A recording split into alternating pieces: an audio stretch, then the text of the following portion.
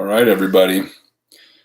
New platform, same big dumb face, and moderately bad attitude about social media. So we'll see how this one goes. Obviously, if you have questions, stick them in the little chat thing there so I can see them. If you don't have questions and you just want to lurk around, that's fine too. But if we end up with no questions on here, this is going to be really short.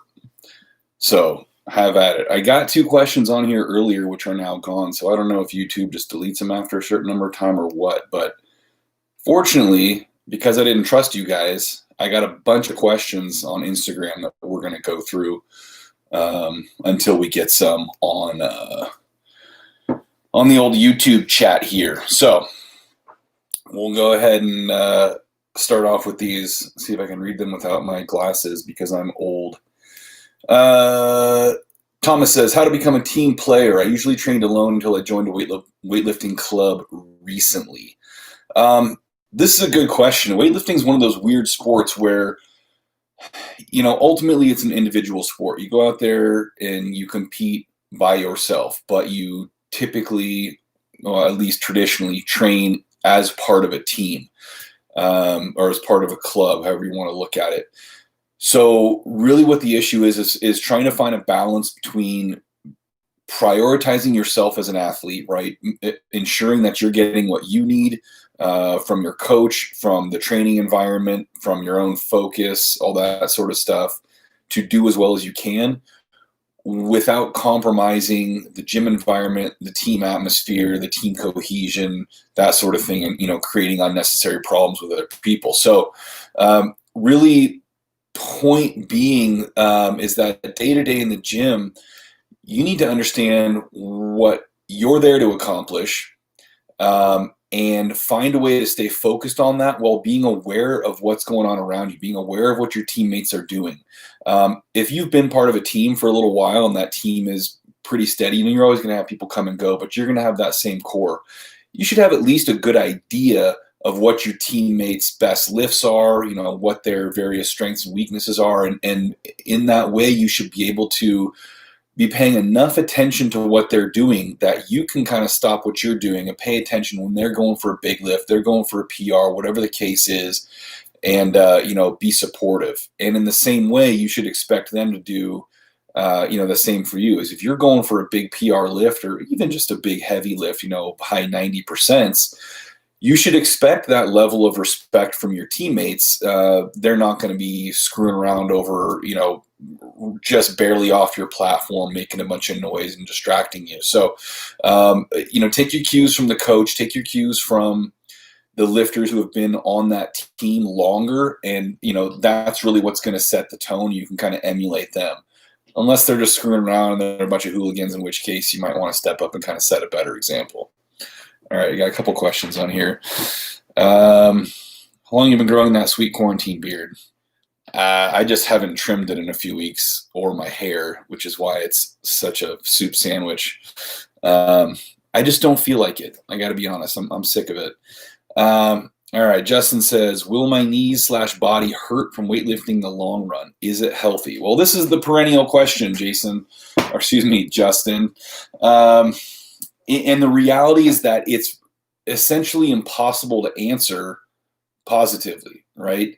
The fact is that there are tons of weightlifters who go through their entire careers with no major injuries, minimal to no chronic pain. They don't have tendonitis. They don't have achy joints. They barely get any muscle strains. And then they retire and they're totally fine. They're healthy. They're active. And then there are weightlifters who are just constantly beat to shit, injured, and then after retirement have all kinds of problems: back, hip, shoulder, elbow, wrist, knees, whatever. A good deal of that you have to chalk up to the individual's proclivity for being hurt. We all know people like that who can get hurt just walking down the sidewalk. I've seen people literally break their ankles stepping off of a curb. If you're one of those people, yes, weightlifting is probably going to hurt you, but I wouldn't really blame it on weightlifting. I would blame it on yourself. So you always want to do the best you can to minimize wear and tear to certainly avoid injury as much as possible. Weird stuff can happen unexpectedly. You can take great care of yourself. You can do all the right things. You can be smart in training. There can always be a freak accident. I blew my shoulder out at the 2015 National Championships. I had never had a shoulder issue before. I had amazing mobility. I had great stability. My overhead strength and stability had always been good. It was just the confluence of multiple things, culminating with me being too stubborn to drop a lift that I normally would have dropped, and the thing basically fucking exploded. So you want to try to avoid stuff like that, but get plenty of sleep. Make sure your training volume is appropriate. You're not doing 600 reps a week when you should be doing 250. You have regular back off weeks every third or fourth week generally. Your nutrition is good. You're taking care of yourself in every possible way you can. And that's the best you can do, right? There's way more chance of you getting injured in, say, like a car accident than having serious long-term problems from just about any sport. So you're taking some risks with anything you do. And if you just sit on the couch the rest of your life, you're going to be even more fucked up anyway. So you might as well have fun and be cool. All right. Ryan says, when working up to a heavy single, am I supposed to keep going up until I miss? I'm feeling crushed, like I'm maxing out. You're supposed to go up to the heaviest lift you can do that day reasonably. And so I differentiate between a heavy single and a true max in a couple different ways. Primarily, if I say you're going to a max, it's because I have prepared you to hit a max. Like, I'm expecting you to PR that day. So you've tapered or deloaded in some manner that is making me expect you to be in extraordinary shape that day. When I say heavy single, you could be doing it at the end of a 3-week run of super high volume and tough training, and you're just like beat to death. You can barely tie your shoes, and hitting 87% might feel like a 10% PR. Like it's just so difficult, and that's fine. That's I'm not necessarily on those days looking for PRs, and very few times I'm expecting that. Now, when you stop is subjective. It's tough, and that's one of the benefits of having a good coach on site with you is to help control that. But you have to determine that based on how you're feeling and how that training affects you over the long run, right? So you're telling me now that you basically feel terrible from doing it. You probably want to start being, erring a little more on the conservative side with those, maybe leave a lift or two in the tank. I mean, don't back way off of it. And it's like, okay, I could definitely squeeze out 100 kilo snatch today, so I'm going to play it safe and only do 85. Like, that's not a good way to go. I would look into everything else you can do to maximize your recovery ability. Sleep being number one, of course, always. Nutrition, just general kind of stress management and reduction methods, and see what you can squeeze out of that before you start changing your training significantly. And then, of course, are you doing too much volume or training too frequently, whatever the case is for who you are and your situation. Because you should be able to hit heavy singles at least once a week and not be totally destroyed. Can people with scoliosis train Olympic weightlifting? Yeah. I mean, it of course in part depends on the severity, depends on a lot of things like every other, potential condition you're talking about. It's definitely something where I would suggest working with a good physical therapist or a chiropractor who does manual therapy, that sort of thing, you can do regular check-ins, even if it's once a month, and make sure that, they can monitor the condition, make sure you're not aggravating it, making it worse, or developing weird imbalances elsewhere that are going to cause you problems in other joints. But if you're focused on moving as well as possible, being smart about how much you're lifting, how frequently you're lifting, how much volume you're doing, you're not just like, again, beating yourself to death. Think of it, as my friend Coach Rutt says, stimulate, not annihilate, right? Don't go in there and just fucking destroy yourself. Go in there and train, right? Okay. I just practiced the push jerk and split position. How deep do I need to be in the split position? You need to be in kind of your default proper split position depth, right? So I put out a video a few weeks ago about how to find your split position. There's a couple other videos that will be linked to that on YouTube that describe in great detail what the optimal split position is. And it's the principles of the thing. So it doesn't matter your proportions. It'll adjust for that. And so you need to be in that depth where front shin is approximately vertical. That front thigh is going to be between about 20 to 40 degrees relative to the floor. Back knee is bent at least slightly, and that knee is behind the hip.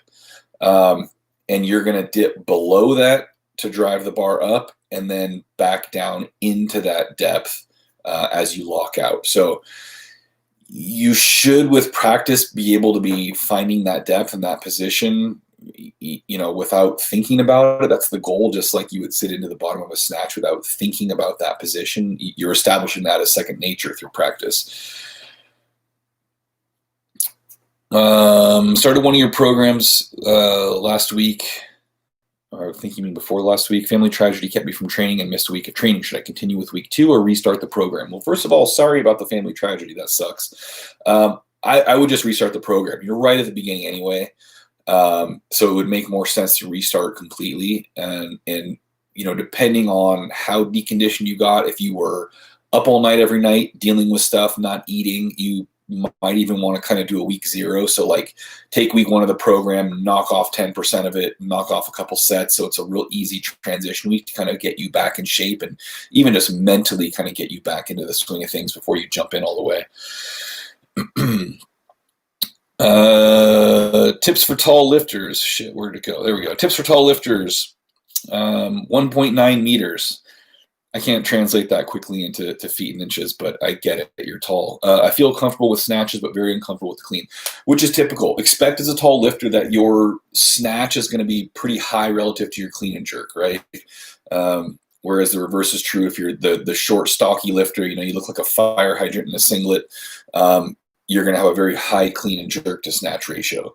So that's number 1. Don't panic if that ratio seems different than your more mesomorphic proportion counterparts.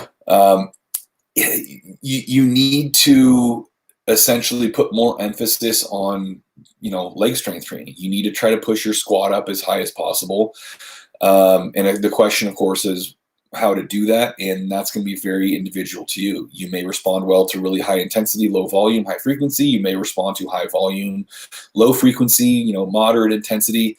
So there's a lot of different approaches, and your job is to kind of experiment and find what works best for you. So you can find, I think, 6 squat programs on my website that have a number of different structures along those lines and kind of see what works best for you. There's lots of free stuff out there too that you can try and at least get a starting point to then experiment. And if you try a squat cycle and you get no results, don't repeat it. Move on to something totally different. And then you can kind of go back and forth, among the different things until you get something that works the best, and then start refining that to get even better. All right. Why do I sometimes short step my split jerk? It's horrible when it's getting heavier. Well, because you're very likely not driving it high enough. You're not driving it explosively enough. And the giveaway there is that if it's getting heavier, the reason you can't step out as much is because you don't have enough time and space to lift and move and reach that foot. You're also going to tend to lean your head and chest forward into the split, which means that your front foot is going to move down more than forward, and your back foot is going to reach too far back, which is going to pull your hip out from under the bar. So not only do you not actually step forward, but you move your entire base backward out from under the bar, and you end up missing a lot of jerks that way. There's a video on YouTube specifically about that, and then there's a couple other ones about I think it's called like back foot lands first in the split jerk, and how to strengthen a weak split. So look at those 3.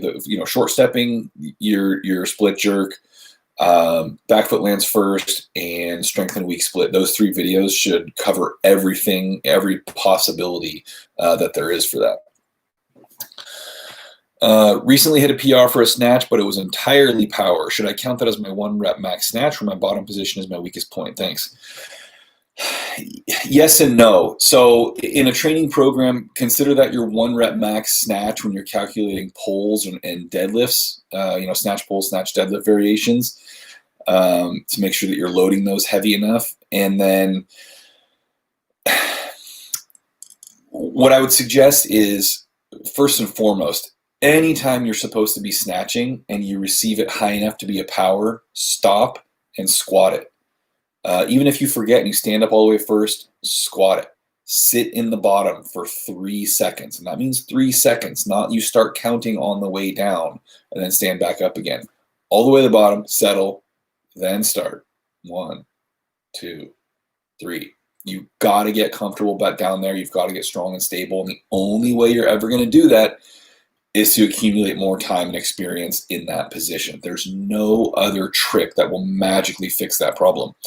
Article on my website, catalystathletics.com, called How to Fix Power More Than You Snatch. It goes through a whole list of potential reasons and corrections for that. So check that out too.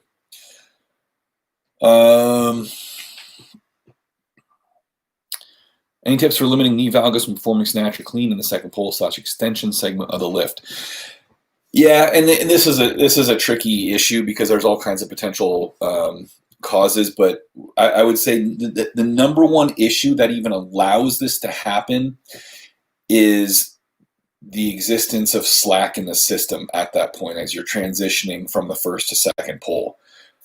You need to have continuous leg drive against the ground from the start to the finish of the pull, right? And the mistake that a lot of people make is that they'll push really hard in the first pull, then they'll let up on that leg drive, and then accelerate in the second pull. And that moment where you let up, there's slack in the system. That means there's less pressure against the ground, your feet start moving, everything starts wiggling around. If you are constantly pushing, there's continuous tension, the chances of knee valgus or feet moving or any of that goofy stuff is greatly reduced. So that's the number one overarching issue. And then when you are doing all of your pulls, deadlifts, squats, make the maintenance of that knee aligned position a priority, right? So slow things down, especially on the way down. That eccentric portion of pulls and squats is a really perfect opportunity to kind of develop that strength because you're able to better maintain that position, right? You are stronger in a sense, right, during that yielding phase than you are in the concentric phase. So you take advantage of that.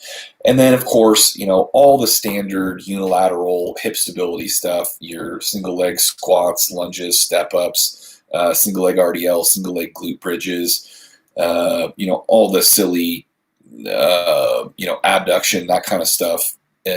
Do it all, shotgun approach, and you can refine it over time if you find certain things don't work. But it's, in my experience, it's better to just throw all that shit on the wall. Some of it's bound to stick and get you moving in the right direction. Then you can start cutting back on it. Let's see here. Any reason for not training under the Smoloff method for squats? Yeah, if it doesn't work for you, that's a great reason to not train with that method.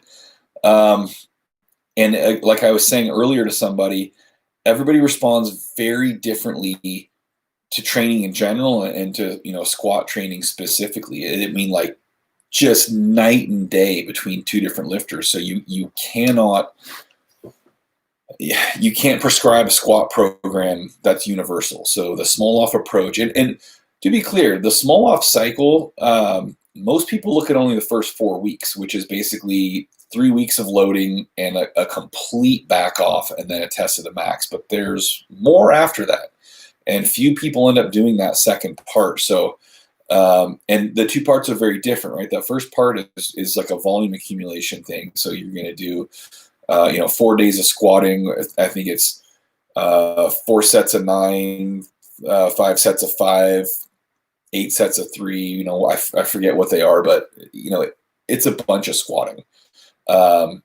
So if you respond well to high volume, then yeah, that part of the cycle is probably going to work really well for you. If you don't, it's probably just going to beat you down, and you're going to have a terrible day when you go to test your squat and don't get anything cool that you expected. So it's worth trying, but it's not magic, right? It doesn't just work across the board for everybody.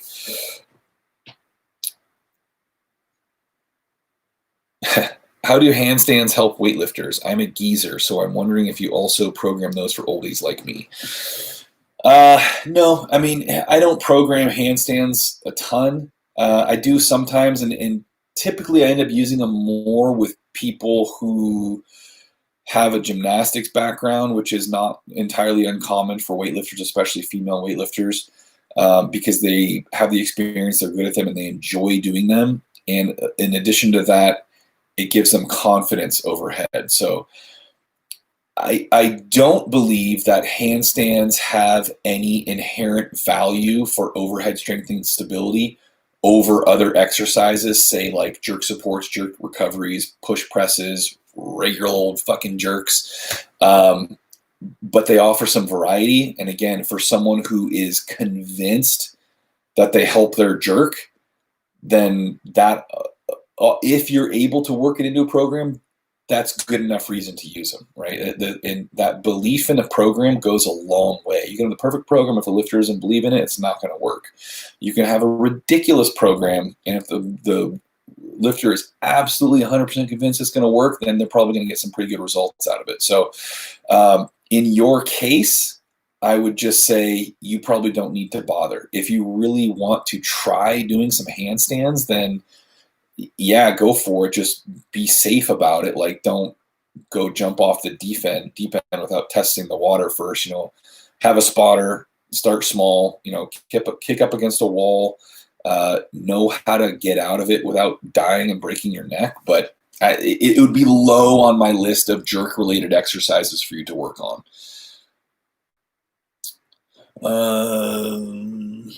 Let's see here. Let's get another good one. Sorry, I don't have my glasses on, so this is all a little bit blurry for me. As a new lifter, I think I should be spending time doing lightweight drills, but also as an old guy, I can't really add more days of training per week. Where should I fit in drills? Do the drills at the beginning of your session as part of your warm-up, right? Use them as technique primers so let's say you have a snatch day. Your day is simple program. You're going to do some snatches, do some snatch pulls, do some back squats, maybe some overhead squats, I don't know. So pick 1 to 2 issues that you have in the snatch that you're going to work on that day. For example, if your balance in the pull is really terrible, maybe start out with some relatively light snatch pull to hold. 3 to 4 sets of 3. 70%, which is not heavy at all for a snatch pull. It's not going to do much damage to you. And then maybe your turnover is slow or the mechanics are poor. You tend to swing the bar out, whatever. Do 3 to 5 sets of 3 tall snatches with an empty bar. Then go to your prescribed snatches. And keep the rest on those short. Doesn't need to be more than a minute. It can often be less than a minute. And that way you can get that stuff done. You're not adding a ton of time. You're not adding additional days. And you are doing it at a time when that practice is going to better transfer into the lift that you're about to do, right? So if you did that stuff the day before, yes, it's helpful, but it's not as helpful as doing it immediately before you're going to snatch, because then what you've learned is fresh in your mind, it's fresh in your body, and it's easy to apply it to the lift you're trying to fix 2 minutes later. All right, we got the geriatric crowd tonight. What's going on? I'm 46 years old, 240 pounds. I'd like to compete. Are the Masters National meets competitive? Yeah, I mean, a hell of a lot more than they used to be in particular. But, it's like any of the USA weightlifting meets at this point. There's a pretty big range, right? There's always going to be, a bell curve. Although I would say that the bell curve is shifted a little bit toward the lower end. So in other words, you're going to have a big group of people who are like just barely qualifying. That's probably going to be the bulk. And then it's going to drop off pretty quickly as you get up to the very top. So you might only have like one dude who's really stand out in a given age and weight class. And he's just blowing everybody out of the water. You might have 3 or 4 lifters who are, duking it out for medals at the top, and then a huge gap, and then everybody else.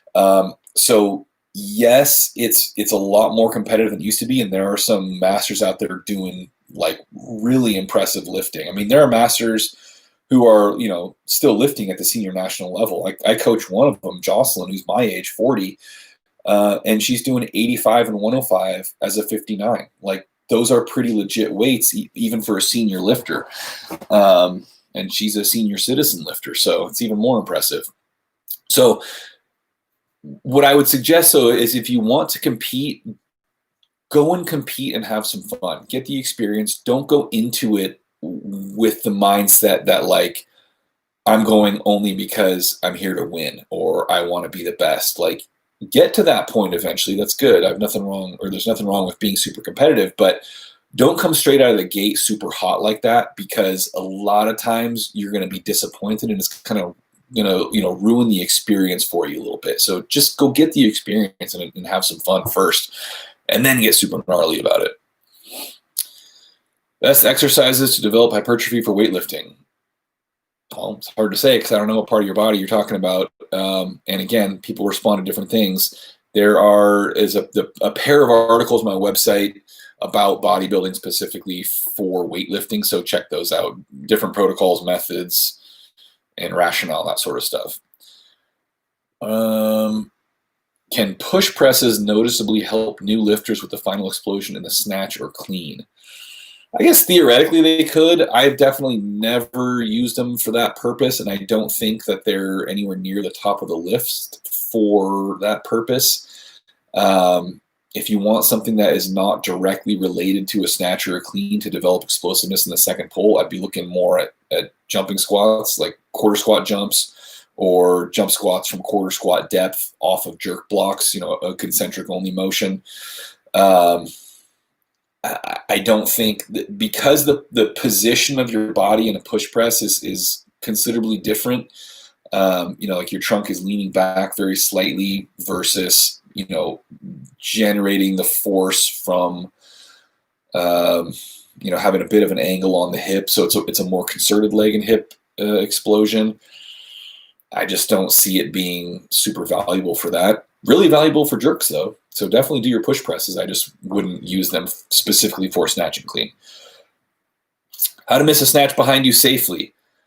Well, make sure that that's where it's actually going. You miss a snatch in whichever direction the bar is already going, right?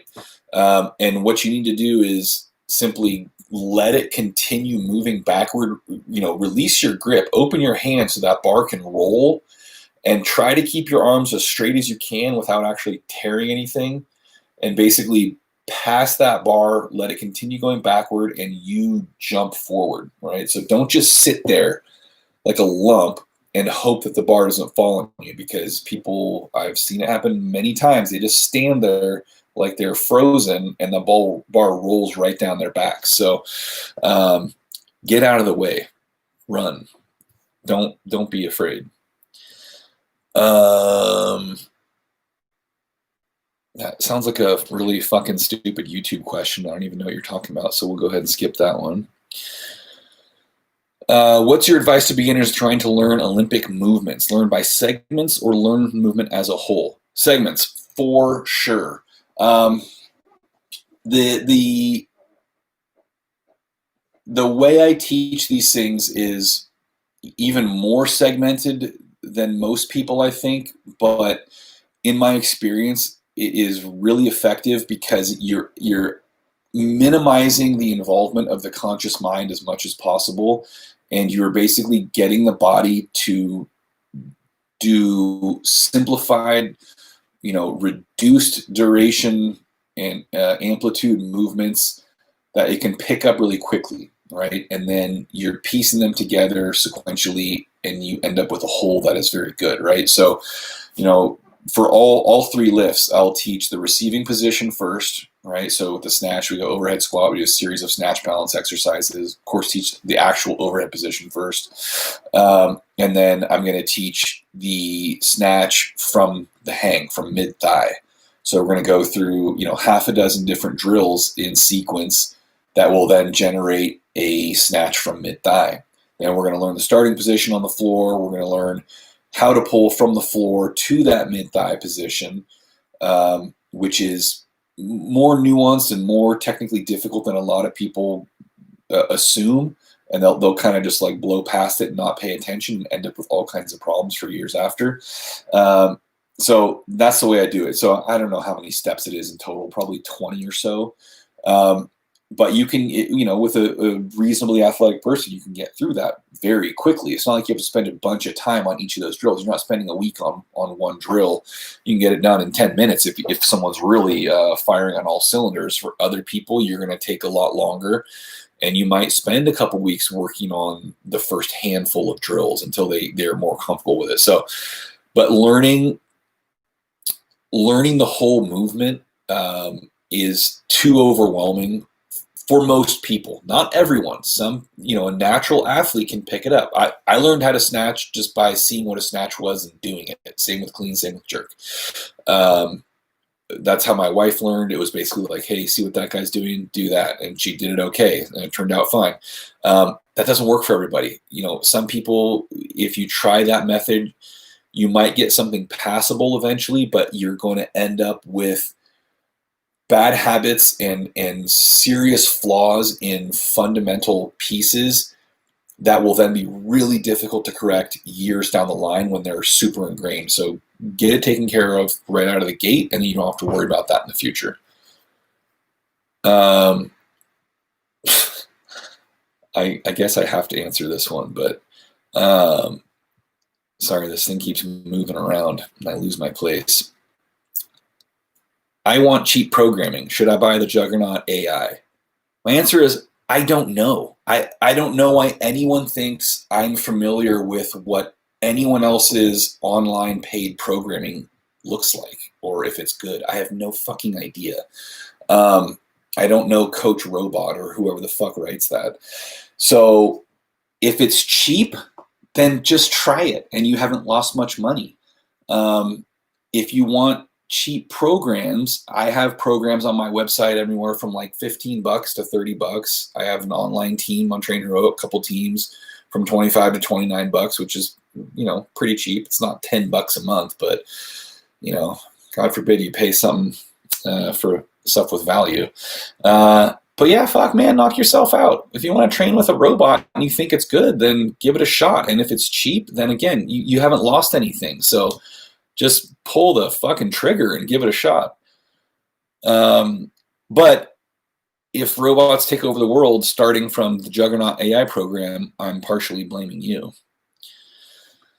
What do you think about the cue push from the toes to stay over the bar? I've never in my life heard that cue. And off the top of my head, I don't particularly like it because it seems like an unnecessarily confusing cue that has the potential to create other problems while trying to fix the actual problem in question. Why not keep your shoulders over the bar, or, keep your back angle the same, something that is direct and simple. Because you can push from your toes with your shoulders behind the bar. You just have to be out of balance forward, right? So I guess my point is be careful. Be careful with cues that start bringing in totally unrelated stuff, or at least indirectly related stuff that can create whole new problems that you then have to address. And all of a sudden your one cue has to turn into a novel of other shit you're correcting. So keep it simple, keep it straightforward, keep it direct. Some of you guys write stuff that makes no sense.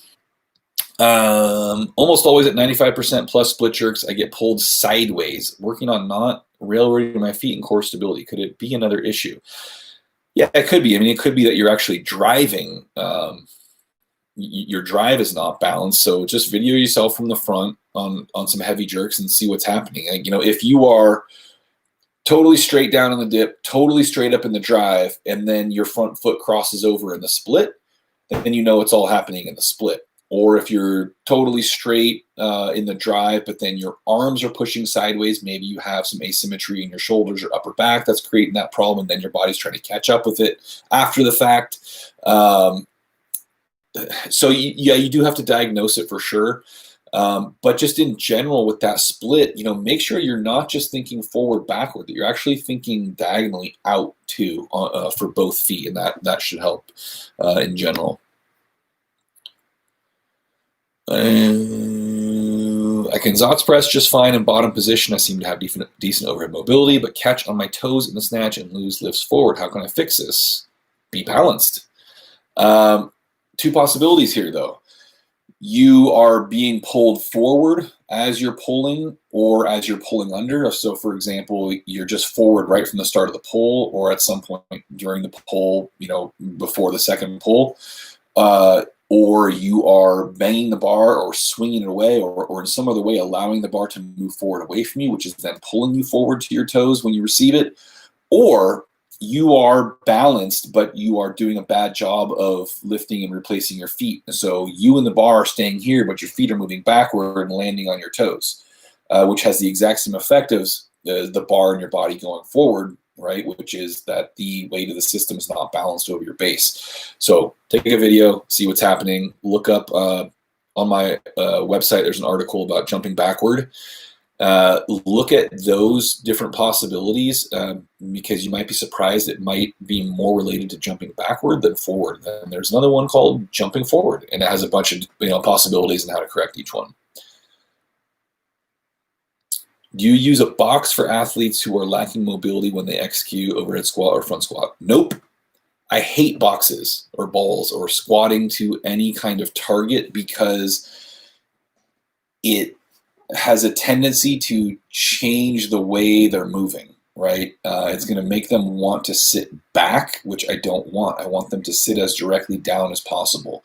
So, I also don't want them to have anything they can potentially rest on, right? I don't ever want there to be a reduction of tension throughout their body, right? That's the whole point, is we're trying to generate and maintain that tension that controls the position, because it's not just an issue of mobility in the sense of having the flexibility in the muscles to attain a certain joint angle, but it's the muscular control to support those positions that we need. And so if we start adding this thing that you're sitting your butt on, you're cutting out that need to stabilize, at least in that very bottom position. But that very bottom position is the position that you have the most problem with. Therefore, I don't like it. So I do absolutely recommend that if you are limited, you squat to as far as you can while maintaining that proper back extension and balance over your feet. Try to hold that position for a couple seconds and really use that as an active stretch. Literally try to pull yourself down a little below it, come back up. Each subsequent rep, try to get slightly lower, like fractionally lower, and over time just continue with that, along with all your other mobility work, of course. And that should square you out, relatively quickly. Sometimes that stuff takes forever. It's mobility, man. If you spent 35 years getting tight, don't expect to fix it in 35 days. All right. How fast do you think someone can regain strength after taking a year off lifting and losing a bunch of weight? Well, are you going to regain all the weight? Because that's going to help, first of all. And it'll depend on how you're training, depend on what your stress and other demands are like, and it'll depend on what how extensive your training history was, right? Like if you were a strength athlete for 20 years, took a year off, and then came back, it's going to come back really fucking fast, like so fast that you're very likely to injure yourself. If you trained for a year and then took a year off, you're going to struggle to get it back. And a perfect example of the former is we had a guy who was a youth and junior lifter in East Germany. So he came up through the whole East German sports school system as a weightlifter, retired, moved to the US, when he turned 19 or whatever it was. And he didn't train, he didn't touch a bar, like didn't do sit-ups, nothing for like 10 years. And then, came into my gym and wanted to train. And as a guy weighing, low 80 kilos was like snatching 110 and clean and jerking 140 within like 2 months or something like that. So it really, again, depends on the history that you have behind it. How to miss a jerk behind.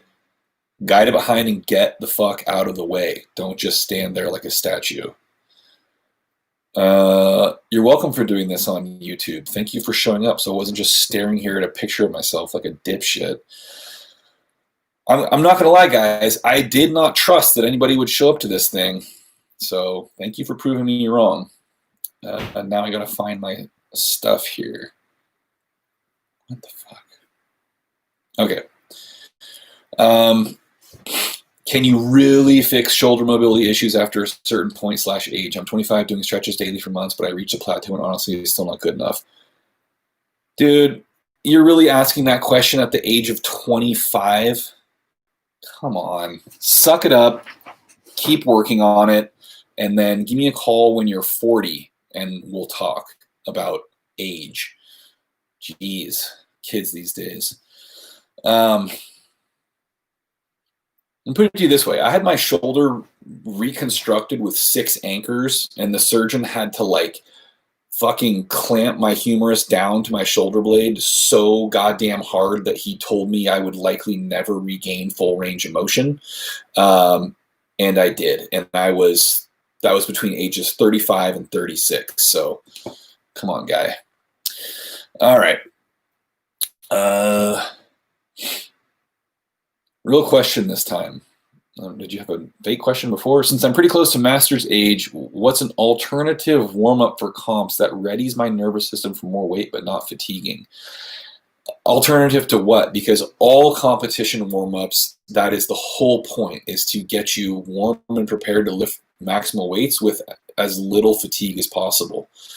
So I'm kind of confused by the premise of the question here.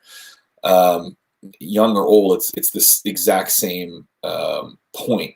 Go, oh God, what is it? There's an article on my website about competition warm-ups. I forget exactly what it's called, but type in competition warm-up and it'll come up. It'll go into great detail about that. But essentially what you're doing is doing a really straightforward, simple, general warm-up, body temperature up, get your nervous system reset for full muscular length, and then you need to spend several sets, 3 to 5 sets at your lightest weight. So, for example, my lightest weight when I was competing, when I was warming up for the Snatch, was 50 kilos. So I would take 3 to 4 sets of 2 at 50 kilos. And then I would start taking my jumps up. And I would take big jumps. So go 50, 70, 90, 110, 120, 125, 130, 135, whatever I was opening at.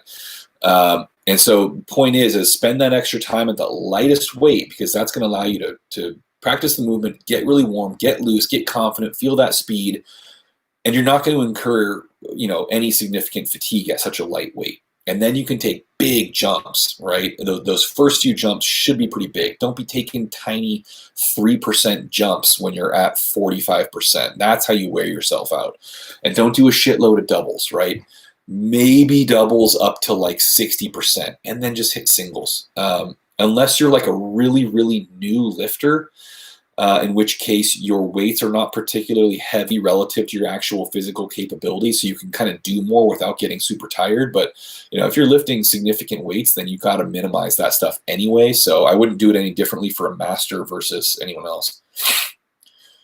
Are you competing, and if not, why? I am not. I retired about 5 years ago. Blew my shoulder out 2015 national championships. I was old. I was moving states, closing down a gym, doing all kinds of stuff. It was very hard to recover. I had a bunch of elbow issues during the recovery. I did one more competition after that. I went and did the American Masters in Buffalo the next year, I think, or the end of that year. The next year. And I lost the heart for it because I wasn't able to focus on it anymore, and I don't really want to be not at all competitive. It's not that fun for me. So I felt like I did my time and I paid my dues, and I got a lot out of it and I enjoyed it, and now I'm just moving on with my life. And yes, I miss it sometimes, but not enough to go back to it, especially not at this advanced age.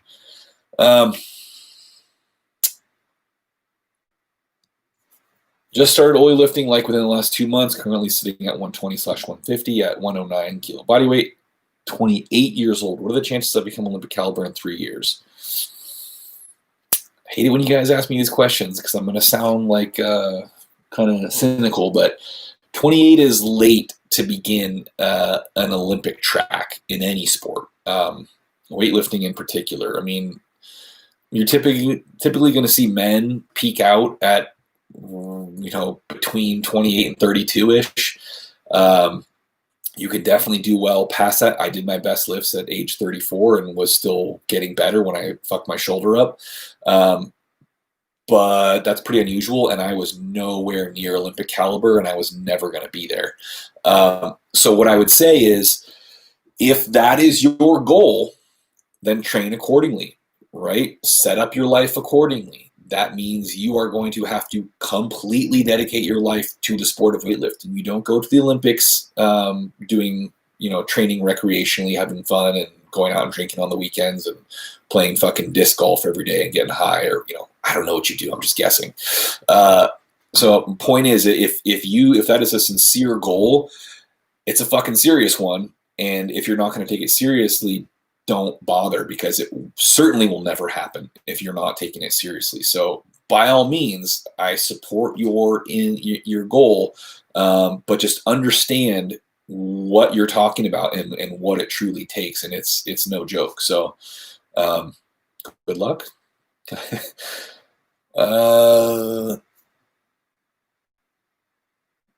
Tip to not flare ribs before the second pull. Well, don't flare the ribs at any point, but if your ribs are flaring, right, the degree of extension of your spine is changing mid-lift, which should never happen. Snatch, clean, jerk, squat, pulls, deadlifts, press, everything. You set your back where it's supposed to be, and you lock it in with pressure and muscular effort, circumferentially, front abs, side abs, back abs, diaphragm abs, taint abs, everything. You lock that shit in, and it should not move until the lift is over and you are dropping the bar intentionally. So make sure you're pressurizing properly. Make sure you are being active and forceful enough with your abs and back. And you can find gross detail on all that stuff on my website, both videos and articles. And I mean, honestly, the only possibility is that you are too loose at that time, right? So tighten your shit up. Will it look like Klokov after a year of weightlifting? No, not even if you're on the same nutrition program. I never really go heavy enough to miss multiple times. Am I bullshitting? No, I mean, you shouldn't be missing a ton. Missing a lot is not a good thing, right? Missing is not an indication that you are training hard or you're training better. It's an indication that you're fucking missing. So you should miss sometimes, right? Because you do at times have to push yourself. And anytime you push yourself and try to surpass what you've done in the past, there's always a risk of missing.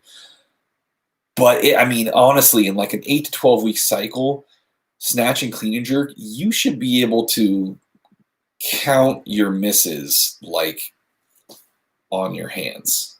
You know what I'm saying? Like, it shouldn't be this many misses per session. You're doing something terribly wrong. Your programming is not appropriate for you. You're a total basket case mentally.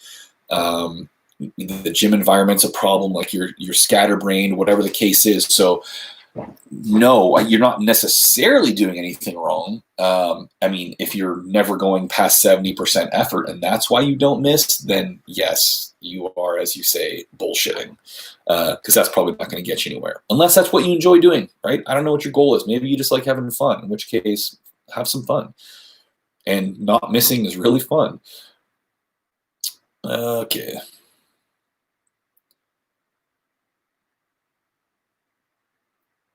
Follow up to squat volume question earlier. What are your thoughts on combined front squat plus back squat sets to accrue volume? I like them. I mean, I prescribe them sometimes, like, do a, 2 or 3 front squats, rack it, and immediately do a max set of back squats. I think that came from Charles Poliquin 20 years ago. But that's kind of cool. Will Fleming has a cool squat setup where he does front squat and back squat on the same day. Gail Hatch did the same thing. So it can be a good way to go. But again, what do you personally respond to? That's all that matters. It doesn't matter if it looks cool on paper. Like, it's got to actually work. Does having vertical arms in the first and second pull a good criterion for staying over the bar? No, because you can have vertical arms and be in a shitty position, right? For example, if you're too far over the bar, right? Back up. Your arms always want to hang straight below your shoulders, right? That's kind of the default position. It's a pendulum. It's going to swing and then settle right below the shoulder joint. So vertical arm is the default if you're doing nothing else. The problem with that is that if your shoulders are, out, relative to, say, your legs and your knees, then a vertical arm means that bar is way out in front of your legs, which it should never be. So if you are over the bar to a certain extent, the arms have to be behind vertical. They can't be vertical. If you are directly over the bar that whole time, then your arms can be vertical. So point being, no, I typically want people in a starting position that places the arms approximately vertical. And I want them to maintain that until about the knee, but then past the knee, momentarily those shoulders are going to move, a little farther over the bar, and that bar is going to move back slightly as the knees extend a little more and move back. And before the shoulders then come back. So the short answer is no. The long answer is all that shit I just said. Do you ever squat with your AR? No, that would be super dumb. I don't even like guns that much. I'm 61. How often do you think I should train for strength as opposed to technique? FYI, I feel my strength is lacking more than my technique, not that either is stellar. Well, again, it depends. What do you get the best results from? So, the standard answer is that the older you get, the less frequently you need to train. But I've seen people in their 60s who train 5 days a week and get good results from it, but they have a background in it, right? So they're coming into it with a huge amount of training experience and that strong foundation. So I would start with, the classic 3 days a week. I would have each day have a little bit of technique work and a little bit of strength work, and, be really conservative on the volume and the average intensity. And then if that's all going well and you're feeling good and you're making some progress, then you can try adding a little bit more. But always start on the low end of things and add versus starting high and then paring down when it doesn't work. Because if you do that way, you're going to always be carrying a little bit of fatigue into that next time of experimentation. So you won't get a good evaluation of, how that actually affects you. Is there any advantage to do split jerk over power jerk? Yeah, there's like 400 advantages of the split jerk over the power jerk. That's why the vast majority of competitive lifters use the split jerk. It's one of those weird things, man, that the internet just created this problem where people get fascinated by the weird stuff and they want to create rules based on the exceptions and the anomalies versus the thing that works the best for the most people. So the split jerk, you have the broadest possible base in every direction, which means it's the easiest to balance and it's the easiest to make up for poor balance, right? If you push that bar a little too far forward, it's easy to get under it again and reestablish balance. If it's too far back, it's easier to get under it, reestablish balance. If it's too far to the side, it's easier to get under it and reestablish balance. You can get, so you basically a bigger margin for error in terms of precision. You can get pretty low under the bar, right? You can essentially get to a parallel squat depth but it is much easier to recover from that depth and to hit that position in terms of mobility and stability than that same depth in a squat position, right? Which demands a lot more mobility and it's a lot harder to stabilize, right? You're going to be, shifting back and forth a lot more. And you don't have to elevate it as high as, say, a power jerk, right? So the only advantage, the one and only advantage of a squat jerk is that you don't need to elevate the bar as high. That's it. Everything else about it is a disadvantage. The power jerk, the advantage is that it's simple, right? You don't have to move your feet all fancy, but you got to elevate the shit out of that bar, and the margin for error is very small, right? If you push it a little bit too far forward, it's extremely difficult to correct for that. Like you're usually just out of luck. So yes, the split jerk offers every possible great advantage you can have for the jerk, which is why essentially everybody uses it. Whoa, message retracted. What does that mean? Got embarrassed? Okay. Cup the taint abs? No, do not cup the taint abs. That's assault and battery and also fucking creepy. Just keep them tight. Did you find it difficult to compete personally and coach at the same time? Any advice for someone who wants to teach their community, but also passionate about training for themselves as well? Yeah, it's hard. For a few years there, I was coaching a big team, like a dozen lifters at American Open and national championships, and competing myself. It's the bottom line is that if you choose to be a coach, you have to prioritize your athletes in those situations. Like, don't be the asshole who's like ignoring your athletes because you have to get ready to lift. Like, you made the choice to coach.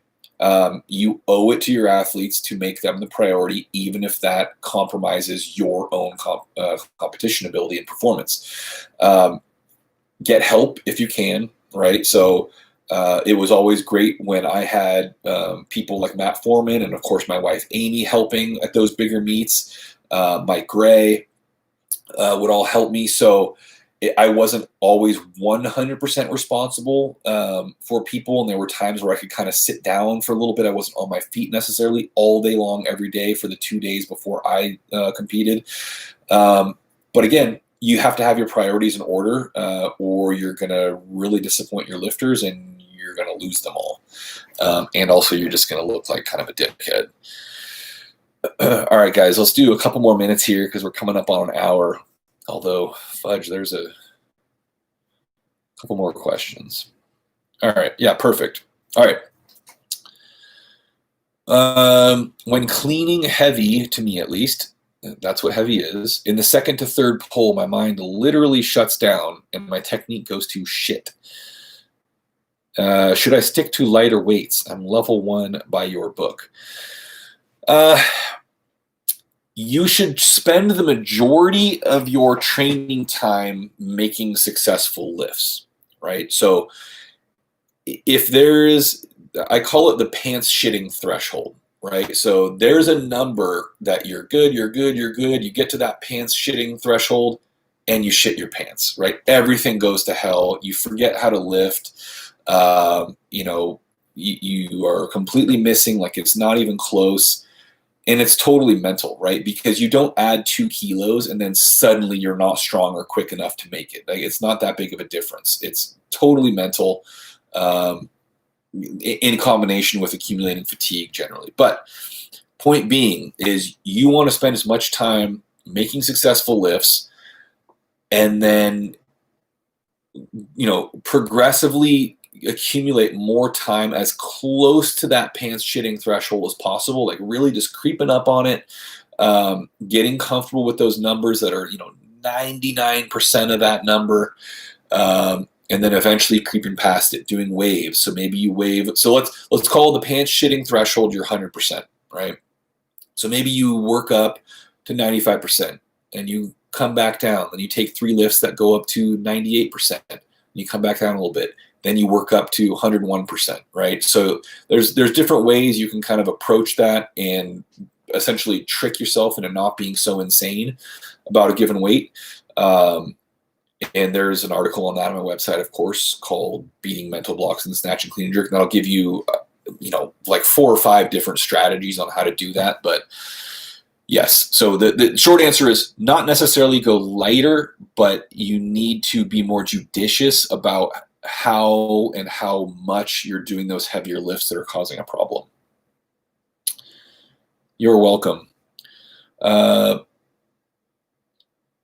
I don't understand the instructions for shoulder position at the top in the snatch. Do you rotate the shoulder inward toward the sternum or outward toward the spine? I'm going to assume you mean when you're holding the bar overhead, and when you say top, not at the top of the pole, because those are a little bit, well, they're entirely different positions. But so imagine these are your shoulder blades, right? You're looking at my back. This is my shoulder blades. They're in a neutral position. What you're going to do is fully retract and upwardly rotate. So retraction is this, upward rotation is this, okay? So the easiest way to think about that is to squeeze the upper inside edges together, which looks like this, boop, right? So you're not square retracted. You're not just upwardly rotated. You're retracted and upwardly rotated. You are not elevating, right? You're not shrugging up. That creates your base. That's your foundation. That has to be extremely tight, forceful, aggressive, because your shoulder is this wonderfully mobile joint, but the trade-off for that mobility is relative instability. So if you don't have the shoulder blades fixed tightly together, stuck to your rib cage, no matter how tight your elbow is, it's like sticking a iron bar in a bowl full of Jell-O. The bar is going to be stiff, but it's just going to fall over. As far as the rotation, if you're talking about internal, external rotation of the arm, neither one. And I'm going to do a video on this finally. I put an article out a long time ago. It's perfectly clear. It's got pictures and everything. Full internal rotation, bad idea. Full external rotation, also a bad idea. You should be right around neutral in terms of full internal, external rotation. That means that the bony point of your elbow is about halfway between straight down and straight back. Another way to look at it that's easier from the front is the line of your bicep, or that antecubital fossa right there, that's going to be halfway between straight up and straight forward, right? So right about there. Go check out that article. Look for that video. It's going to be phenomenal. It'll make some people mad because it's fashionable to say internal or external. But I don't give a shit. All right, let's do one more.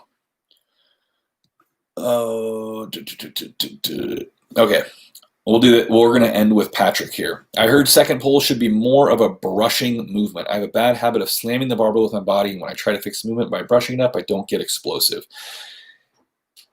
Funny you asked this, because this is the next video I'm working on.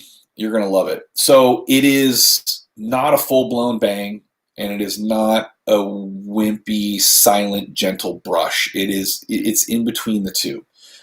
You have to have complete contact between the hip and the bar, right? If there's no contact, you are doing something horribly wrong, right? What we need, though, is for that contact to occur with the legs still driving up, with the hips still extending, and with the bar still moving up, right? So in other words, we think of a banging contact would be the bar contacting at a single point and reflecting off, right? We do not want that, because we're trying to get the bar to go this way. If we bang single point and comes off, then we get that horizontal momentum, which limits the elevation and causes all kinds of problems. If we just get a brush, typically what's going to happen is that we're going to, like you said, not be as explosive, potentially not open the hips quite as much, and be slower and potentially slightly out of balance forward, because if we want our legs vertical at the top, the hips slightly hyperextended so the shoulders are behind the hips. That's the ideal finished position of the second pull. So we don't want to get into the issue where we're trying to extend perfectly vertically to avoid banging the bar away, because that's not solving the problem. That's creating another problem too. So practice with like snatch high pulls is I think the best exercise to get the feel of it, of having that continuous leg drive.